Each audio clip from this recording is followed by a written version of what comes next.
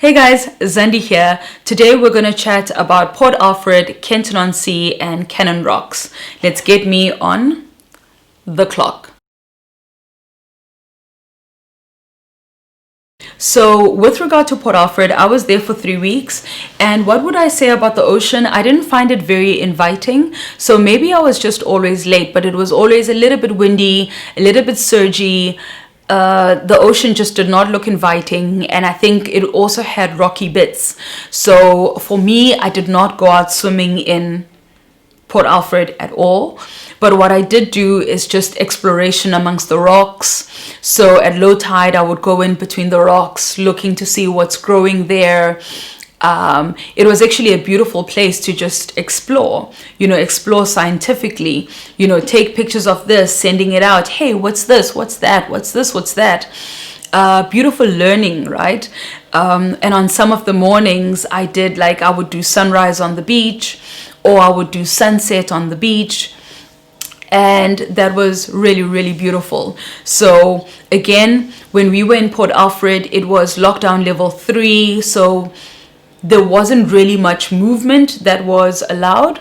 There were some restaurants that were open. And I think that was nice to do. We did find a nice restaurant that had some really nice vegan options in the shopping mall. They had a Seattle coffee that did not have oat milk, but they had soya milk, which is also really cool. When you're able to find something like that in a small town, it's really, really cool. With regard to accommodation, I had a friend whose family have a home in Port Alfred, so it was beautiful that I was actually able to be accommodated there while I stayed out that side. I actually don't have much to say other than that about Port Alfred. There was not much exploration except intertidal exploration, which was pretty cool. And with regard to Kenton-on-Sea, I loved Kenton-on-Sea. I really, really loved Kenton-on-Sea. I loved it so much because it was the first time that I was introduced. It was the first time that I was introduced to mermaid pools. I had never seen mermaid pools in my life.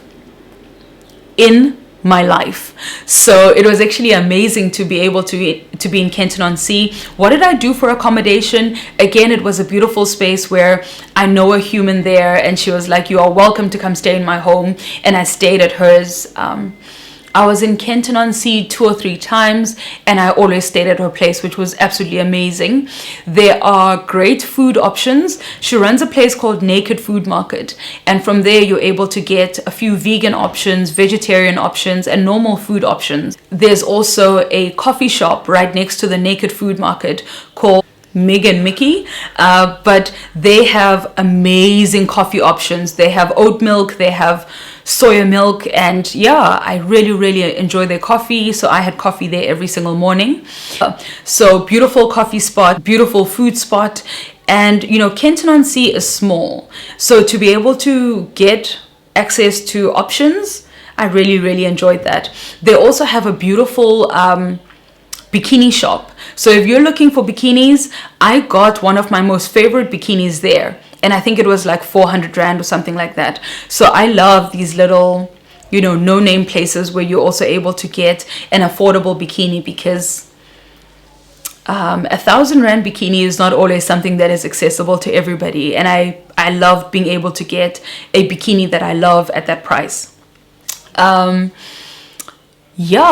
They've got beautiful sunsets, they've got beautiful sunrises, and they've got these amazing mermaid pools. So at low tide, as the tide goes out to sea, you kind of have these little pools that get left behind in between the rocks, and you're able to dive in, and you can swim, you can free dive, you can do everything. It was absolutely amazing. I loved Kenton-on-Sea, and that is largely what I did. In Kenton-on-Sea, I did the beach, I did the beach, I did the beach. And on non-beach days, I did lots of work.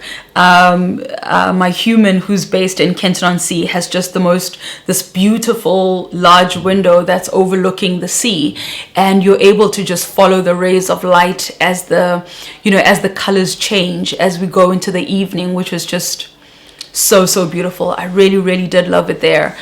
What else happened in Kenton-on-Sea?